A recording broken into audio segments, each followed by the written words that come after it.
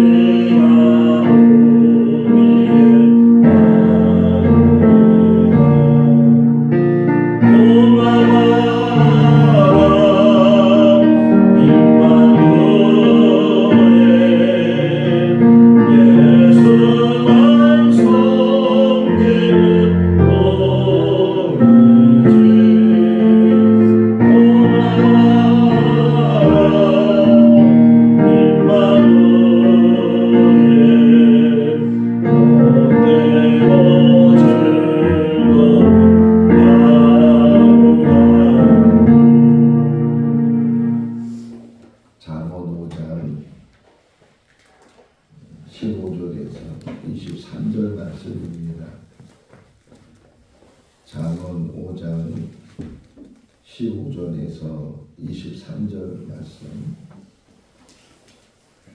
너는 내 우물에서 물을 마시며 내 샘에서 흐르는 물을 마시라. 어찌하여 내 샘물을 집 밖으로 넘치게 하며 내 도랑물을 본대로 흘러가게 하겠느냐. 그 물이 내게만 있게 하고 타인과 더불어 그것을 나누지 말라.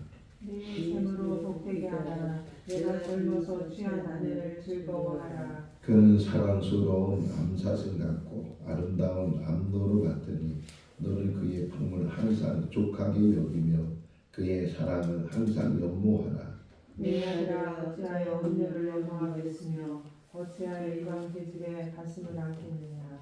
대저 사람의 길은 여호와의 눈앞에 있나니 그가 그 사람의 모든 길을 평탄하게 하시느니라. 악인은 자기의 악에 걸리며 그 죄의 죄에 매이나니. 같이요 그는 형제를 받지 아니함으로 말미암아 죽겠고 신이 미련함으로 말미암아 혼미하게 되느니라. 아멘.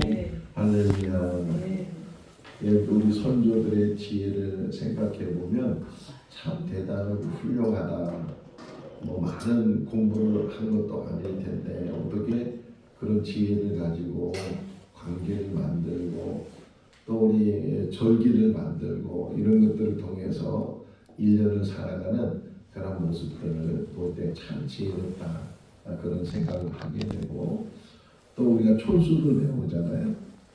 가족의 촌수 또 친지들의 촌수 이런 촌수를 배울 때 부모와 자녀는 1촌, 형제는 2촌, 또 부모의 형제들과 그 자녀들은 3촌, 그 부모의 형제들의 자녀의 자녀는 4촌 이렇게 촌수를 이렇게 쭉 만드는 거 보면 참 지혜롭다. 흔히 우리가 먼 사람을 사돈의 8촌 뭐 이런 말도 하는데 멀지만 친척이다 뭐 이런 표현일 텐데 그런 촌수 관계를 통해서 사람의 어떤 가족의 관계를 만들었는데 그런데 유독 부부는 촌수에 들어가지 않죠.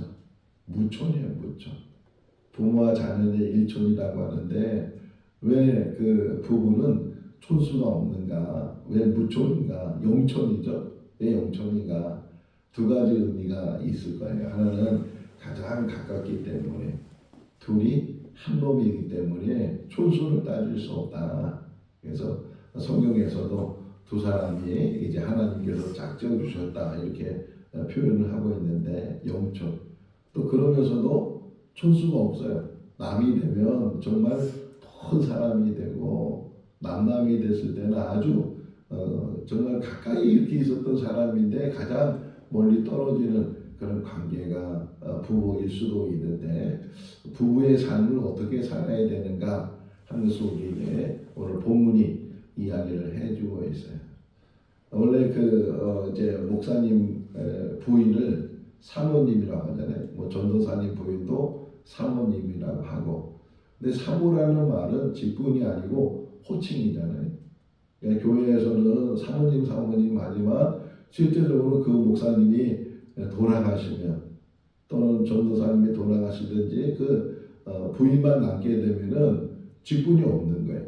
일반 성도가 되는 거예요. 다른 사람들은 교회 다니면서 집사가 되고 권사가 되고 이런 직분을 갖게 되는데 그냥 목회자 사모라는 것 때문에 어떤 직분도 갖지 않고 계속 물론 그게 나쁜 것은 아니겠지만 그래서 예전에는 목사님 사모님이나 전도사님 사모님들도 교회 직분을 갖게 하자. 그래서 뭐 집사님이 되기도 하고 또는 권사님이 되기도 하고 이렇게 교인들이 권사로 세워서 권사의 직분을 가지고 나중에 이제 그 목사님이 돌아가셔도 교회 직분을 가지고 신앙생활을 할 수 있으니까 그래서 교단에서는 실제적으로 사모회라는 게 없어요. 명칭이 목회자 부인회 이렇게 되어 있는 것처럼 직분이 없어요. 그러니까 어떻게 보면은 사모님이 된 분들이 서러운 거죠.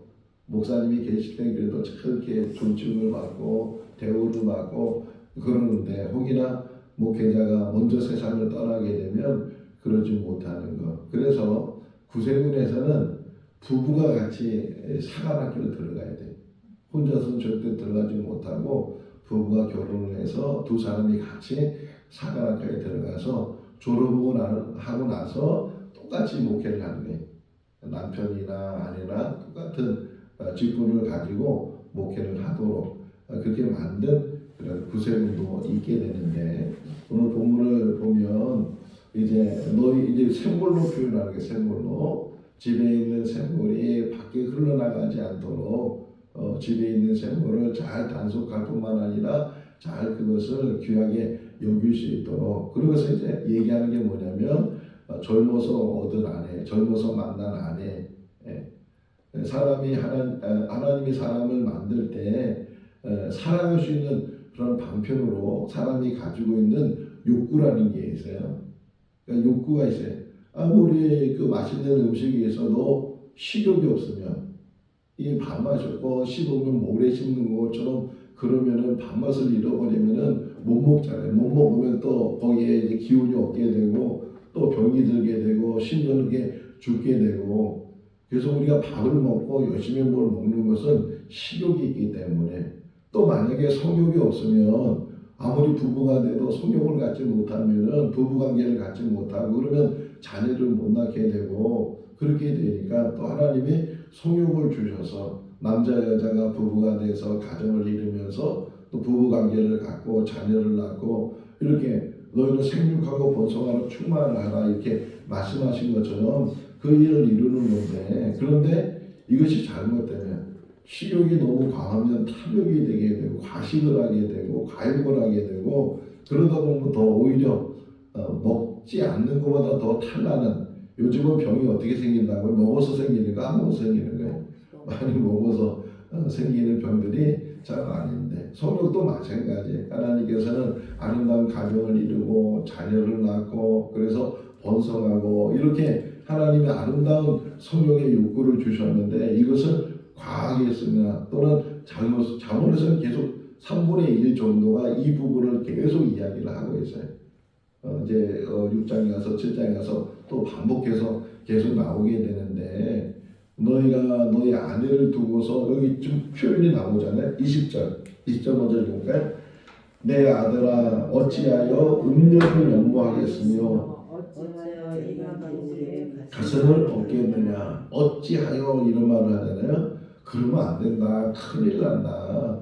왜 내가 연모할 사람이 있는데도 불구하고 그 사람에 대해서 연모하지 않고 그 사람을 더 사랑하지 않고 어떻게 자꾸만 흑힌다 그러잖아요. 근데 사람이 본능적으로 가지고 있는 이 성욕이라는 게 잘 부부관계 속에서 잘 이렇게 다뤄지게 되고 또 귀하게 여기게 되고, 그런 부분은 어느 책을 보니까는 그 남자는 숟가락을 들 수 있으면 성욕이 생긴다는 거예요. 뭐 여자들도 어떤 면에서는 성욕이 늘 가지고 있는 거고, 뭐 폐경이 된다 할지라도 나이가 든다 할지라도, 물론 그냥 오래 살다 보면 그냥 귀찮아서 서로 각방 쓰고 어떤 관계를 갖지 못하고 이런 삶을 많이 살고 있지만, 실제적으로 그런 육체적인 관계를 갖지 않는다고 해도 꼭 육체적인 관계야 성욕이 이루어지는 것은 아니니까 귀하게 여기고 내 몸처럼 여기고 서로 사랑하는 그런 관계를 가지고 우리가 부부관계 또는 가정관계를 만들어 가야 되는데, 그러지 못하는 일이 있다는 거예요. 어느 두 부부가 정말 이렇게 가난하게 만나서 열심히 밤낮으로 일을 해서요. 열심히 일을 하다 보니까 조금씩 돈이 모아지게 되고 집을 사고 땅을 사고, 좀 이제 뭔가 이렇게 처음에는 육체적인 그런 일을 했다가 이제 돈이 있으니까 장사를 하고 또 장사가 잘 되니까 사업을 하고, 그러다 보니까 이 남편이 이제 외부로 자꾸만 바깥 도는 거예요. 뭐 비즈니스 한다고 그러고 마녀들 만나서 뭐 술자리 한다고 골프 치러 간다고 뭐 한다고, 뭐 거기까지는 좋은데 이제 돈이 있고 여유가 있고 막 그러다 보니까 딴 여자를 만나기 시작하는 거예요. 그러니까 오히려 이 아내가 그 가난해서 고생하면서 밤낮 이렇게 애쓰고 그럴 때가 더 행복했다는 거예요. 돈을 벌면 정말 더 행복하고 돈만 있으면 가정이 더 화목하고 잘 될 줄 알았는데, 오히려 그 돈 때문에 이 사람이 남자와 여자의 관계가 어그러지게 되고 서로 불신하게 되고 바람 피우게 되고, 이런 일들이 드라마에서만 나오는 것이 아니고 실제의 삶 가운데 그런 일들이 많이 있잖아요. 필요한 건 돈이지만 돈이 너무 과하다, 또는 돈이 많아서 죄를 짓는 것이 아니고 다룰 줄 모르니까 어떻게, 그러니까 졸부라 그러잖아요. 갑자기 부자가 되면 그 돈이 너무 갑자기 돈이 되다 보면 그것을 잘 다루지 못하는 그런 일들이 많이 있을 텐데, 그 부자가 되기를 원하지만 그 부자가 돼서 어떻게 부자의 삶을 살아야 되는지 그런 것까지도 배우지 않으면 오히려 그것이 장애가 된 것이고 방해가 되고 그것 때문에 걸림돌이 되는 그런 일들이 많이 있게 된다. 지금 이 잠언은 누가 쓴 거예요? 솔로몬이 썼잖아요. 그러니까 아가서는 또 누가 썼어요? 솔로몬이 썼잖아요. 그래서 그런 표현이 또 나오잖아요. 여기 한번 보시면 우리 19절 말씀이거든요. 읽어볼까요? 그는 사랑은 서로 난사선 같고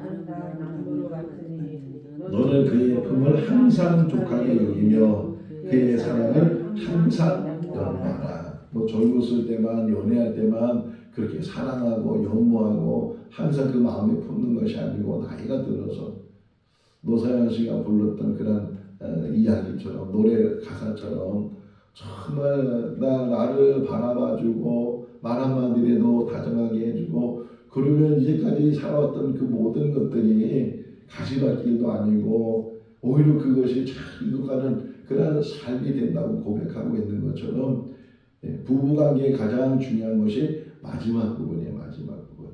젊었을 때는 일하다 보면 아이들 키우다 보면 그러다 보면 정신없이 그냥 살다는데 이제 애들이 다 크고 40대가 50대가 되고 그러다 보면 아이들은 다 나가게 되고 결국 두 사람만 남게 되는데 그 두 사람이 가지고 있는 그 감정이나 그 관계나 그 사랑의 어떤 척도라고 할까요? 그런 것들이 지금 내가 잘 하고 있는지 여자들도 잘해야 돼. 여자들도 이제 뭐 반말해 주면은 그 아내 역할을 다 하는 것이 아니고 항상 남편을 보담고 정말 연애하는 것처럼 그런 만남을 가지고 남자가 이렇게 손을 잡으려고 하는데 막 뿌리치잖아요.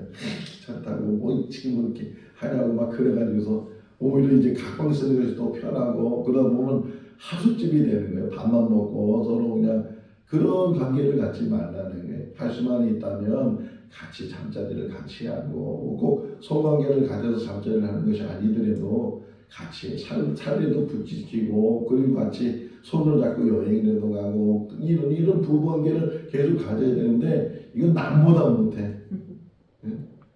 남편은 남편대로 아내는 아내대로 바깥에서 그렇게 막 다른 여자 막 다른 남자 만나고 다른 뭐 이렇게 재밌는 일들을 하지만 실제적으로 부부 사이에서 벌써 그것이 다 갈라지게 되고 멀어지게 되고 이게 누구 책임이겠어요?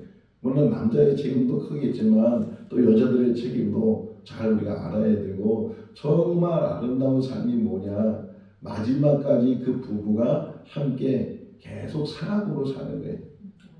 목사님 사랑은 연애할 때만 필요한 거지 뭐 결혼해서 20년 30년 40년 50년 살았는데 뭐 그때까지 무슨 종으로 살고 미운종으로 산다고 뭐 그런 얘기를 하는 분도 계시지만 뭐 물론 이게 쉬운 일은 아닌데 정말 처음 만났던 그 뜨거운 감정이 남자 여자가 이렇게 연애할 때 하고 싶은 게 뭐예요?